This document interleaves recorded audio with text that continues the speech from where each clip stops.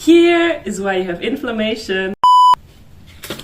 If you ever experience chronic pain, tiredness, injuries, or you recover badly from injuries, have inflammation in your body, you feel really low in energy and you're very, very tired, and if you're tired and your sleep is not very revitalizing, and you're experiencing very much stress, why is this happening? There is one quote that I really, really like, and it goes like this. Health is not the absence of disease, it's the vitality of our cells. And this is why I want to show you in a sketch what's happening on the deepest levels with our cells. Imagine that for the cells to be supplied, there is only one way in the body to supply the cells and only one way to bring all the waste products out, and this is our blood circulation. So what we do see here is basically the circulation, the microvessels that come into the tissue, where they meet the tissue and bring all the nutrients and all the oxygen to the cells so the cells can do their work to create cellular energy. So here are the red blood cells. The red blood cells, they are actually already the smallest cells in the blood, and they need to go in a vessel that is even smaller. So what can they do? They do squeeze a little bit to get into this vessel. It's actually a capillary, and release the very, very important oxygen to the cell. And by doing this, the cells can do their job and they function well and they produce the cellular energy. The second very important part is that all the waste products that are created in the process of creating cellular energy, they need to go out of the tissue.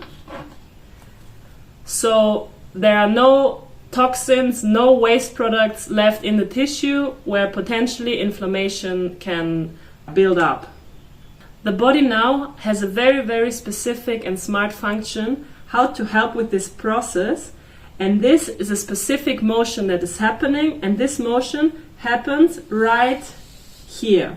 So just before the capillary, there is a motion that opens and closes the vessel in order for the red blood cells to move into the capillary. And this motion is called vasomotion. Now imagine this vasomotion happens independently of the beating of the heart. So it's not about your resting pulse of maybe 60 to 80 beats as you're watching now this video. This happens around 3 times per minute in average, that this vessel opens up and closes again. And this is due to a small layers of muscle cells in the vessel wall. So the muscle cells, they initiate this movement.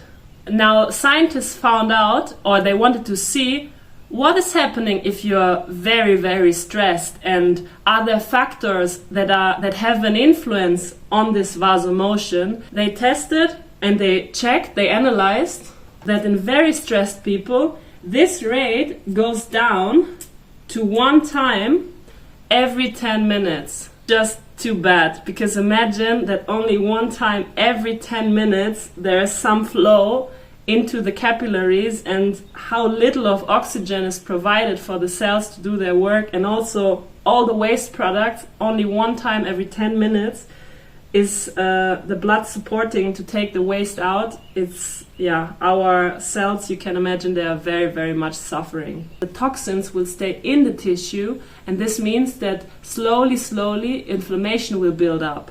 And many times this happens without us even noticing. So it might be that this process goes on for weeks and months and even years until this will result. So what can we now do about it? We need to support the vasomotion that happens right here. So one thing really to remember of all this is that the microcirculation is a key factor in our blood circulation and to our health. We really want to make sure that the vasomotion functions properly and the microcirculation, it's good. So there's no medicine for this, but what you can do, you can use a specific physical signal that does stimulate this vasomotion. And by stimulating here, all the other factors come into play. The body recovers and starts to function normally. A BEMER, it's a specific device that produces this physical signal. I'm also using this device already 10 years, so as a professional athlete, I can really tell that it works.